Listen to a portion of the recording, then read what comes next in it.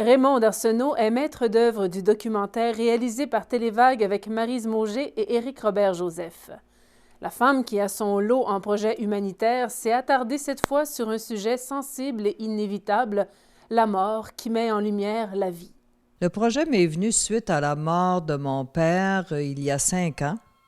Mon père est décédé dans un état de grande dignité. C'est certain que j'étais touchée, peinée, mais je racontais ça à des amis, puis les gens me racontaient tellement des choses extraordinaires.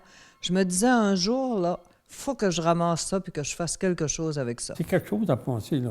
Hein? Parce que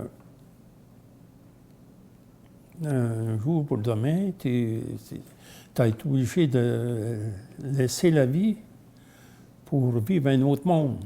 Mon départ, quand je vais laisser la vie, j'espère que je me serai débarrassée de tout ce qui est matériel. J'ai frôlé la mort. Puis ma vision de la mort, face à la mort, a beaucoup changé. C'est qu'on va laisser des enfants, on va laisser des petits-enfants, OK? Puis c'est ça, dans le fond, qui nous fait terriblement de la peine. Si tu vis bien le moment présent, tu vivras bien ta mort. Lorsque on aborde ce thème-là avec douceur, avec espérance, moi, je pense que ça nous amène à vivre encore plus intensément.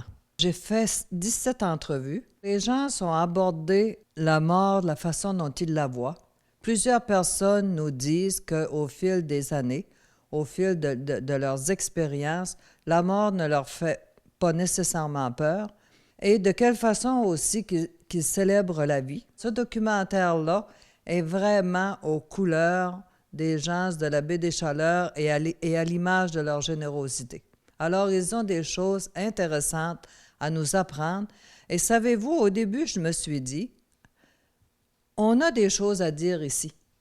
Alors, c'est certain là, qu'il y a beaucoup de recherches, de livres, d'études exhaustives qui ont déjà été faites sur la mort, mais ça ne nous empêche pas, nous, en tant que Gaspésiens, de dire comment on voit cette étape de vie et comment on se prépare d'une façon sereine et comment aussi on profite du moment présent. J'ai travaillé particulièrement avec M. André Houle, qui est le narrateur dans le documentaire.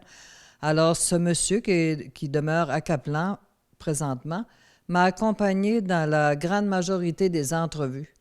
Alors, j'ai pu bénéficier aussi de ses conseils judicieux et de suggestions aussi d'entrevues concernant quelques personnes. J'ai essayé d'avoir des gens de différentes catégories d'âge. Les personnes qui ont été sélectionnées, ce n'était pas nécessairement en regard de leur croyance, je dirais en regard de leur expérience de vie. Les gens se situent de nouvelles à New Carlisle. Et j'ai aussi fait une entrevue avec Yves Gondier, qui est un artiste peintre connu dans la région, pour savoir, lui, de quelle façon il célèbre la vie. Puis, il y a aussi l'abbé Clifford Green, qui nous parle du sacrement des malades, alors qu'il vient démystifier ce sacrement. Et on parle aussi des célébrations funéraires. C'est très varié. Et savez-vous, je suis surprise moi-même. Et je remercie Télévague qui a eu l'ouverture de s'avancer dans un tel sujet.